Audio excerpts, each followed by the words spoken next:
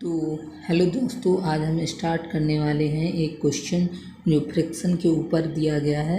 तो पढ़ते हैं क्या दिया गया है। A block of mass 1 kilogram lies on horizontal surface in a truck. कह रहा है कि 1 किलोग्राम का कोई ब्लॉक है जिसका मास 1 किलोग्राम है। ये जो ट्रक की हॉरिजॉन्टल सरफेस पे पड़ा हुआ है। The coefficient of static friction, जो स्टैटिक फ्रिक्शन का कोएफिशिएंट है यानी स्थैतिक घर्षण गुणांक जो है, जो ब्लॉक और ट्रक की सरफेस के बीच जो है वो 0.6 है। 0.6 है। If the acceleration of the truck is 5 metre per second square, अगर जो ट्रक का एक्सेलरेशन है 5 मीटर पर सेकेंड स्क्वायर हो, then the frictional force acting on the block is newton. तो इसमें बताना है कि ब्लॉक पर कितना फ्रिक्शनल फोर्स एक्ट कर रहा है। तो सबसे पहले हमें कुछ बेसिक कंसेप्ट जानना चाहिए फ्रिक्शन के बारे में। फ्रिक्शन क्या करता है? फ्रिक्शन नॉर्मली क्या होता है कि किसी मूविंग सरफेस के अपोजिट, मतलब मोशन को रोकने का काम करता है। नॉर्मली वैसे तो मोशन में हेल्पफुल भी होता है, लेकिन मोस्टली केस में फ्रिक्शन अगर ये ब्लॉक इधर मूव कर रहा है तो क्या करेगा, फ्रिक्शन इस पर इधर की तरफ लगेगा, इसको रोकने का काम करेगा। तो फ्रिक्शन के मेनली 3 टाइप होते हैं। स्टैटिक, लिमिटिंग और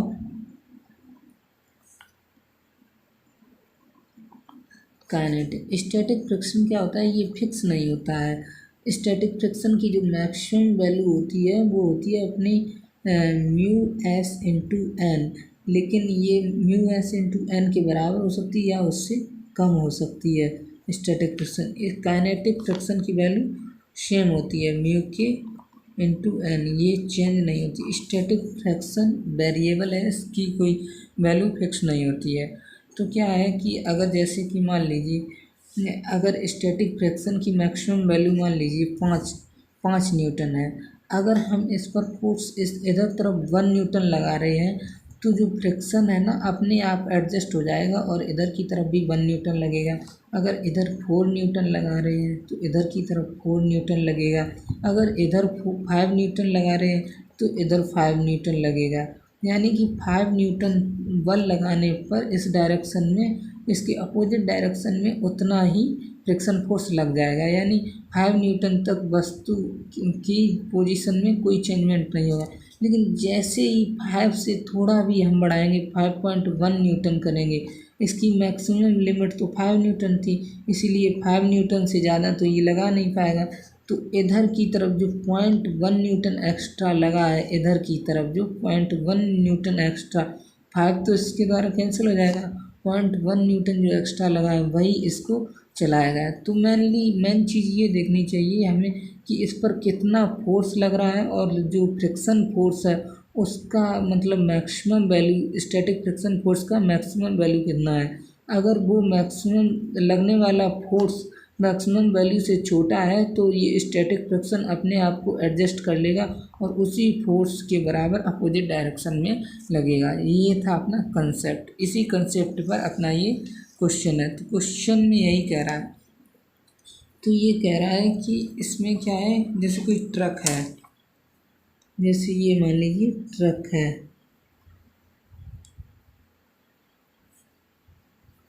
अब ट्रक की सरफेस पे कोई ब्लॉक मान लीजिए रखा हुआ है। अगर ट्रक का acceleration 5 metre per second square है, ट्रक इधर की तरफ 5 मीटर पर सेकेंड स्क्वायर पे चल रहा है। अगर कोई मूविंग कोई थिंग है, अगर उसके अंदर कोई स्टेबल चीज़ रखी है तो उस पर एक स्यूडो फोर्स लगता है। तो इस पर जो फोर्स लगेगा उसका एक्सेलरेशन इधर की तरफ होगा और उतना ही एक्सेलरेशन होगा जिस पर वो रखी गई है। तो अगर ट्रक इधर की तरफ चल रहा है तो इधर की तरफ एक इस पर स्यूडो फोर्स लगेगा जिसका एक्सेलरेशन के उसके ही एक्सेलरेशन के बराबर होगा। तो उसका एक्सेलरेशन कितना होगा, 5 मीटर पर सेकेंड स्क्वायर। तो इस पर लगने वाला जो फोर्स है कितना होगा, F इक्वल्स ma। एम क्या दिया गया, जो ब्लॉक का मास है वो 1 किलोग्राम है, यानी 1 इंटू 5 बराबर 5 न्यूटन फोर्स इस पर इधर की तरफ लग रहा है। तो नॉर्मली बात है कि अगर यहाँ इसकी जो सतह और इसकी जो सरफेस है इन दोनों के बीच फ्रिक्शन कोएफ़िशिएंट अगर 0.6 हो तो हम एक बार देख लेते हैं जो स्टैटिक फ्रिक्शन है उसकी मैक्सिमम वैल्यू कितनी होगी। तो वो म्यू एस इंटू एन होता है 0.6 और एन होता है हमारे में नॉर्मल फोर्स। नॉर्मली अगर कोई हॉरिजॉन्टल सरफेस से अगर कोई ऑब्जेक्ट रखी है तो जो उसका वेट होता है एम जी उसके अपोजिट डायरेक्शन में यानी सरफेस के परपेंडिकुलर जो फोर्स लगता है वो नॉर्मल फोर्स लगता है। तो नॉर्मल फोर्स हमारा कितना होगा इसमें एम जी। तो 0.6 इंटू एम कितना है 1 किलोग्राम और जी को हम 10 मान सकते हैं। तो हमारा कितना आएगा 6 न्यूटन। अब हमारा फ्रिक्शन फोर्स की मैक्सिमम वैल्यू कितनी आई। जो फ्रिक्शन फोर्स है इस डायरेक्शन में मैक्सिमम 6 न्यूटन लग सकता है। लेकिन ट्रक जब चल रहा है तो इस पर इधर की तरफ जो फोर्स है 5 न्यूटन लग रहा है। इस पर इधर की तरफ फोर्स जो है 5 न्यूटन लग रहा है। तो इसीलिए जो जो मैक्सिमम जो फ्रिक्शन फोर्स है अपने आप को एडजस्ट करके वो भी इधर की तरफ 5 न्यूटन बल लगाएगा।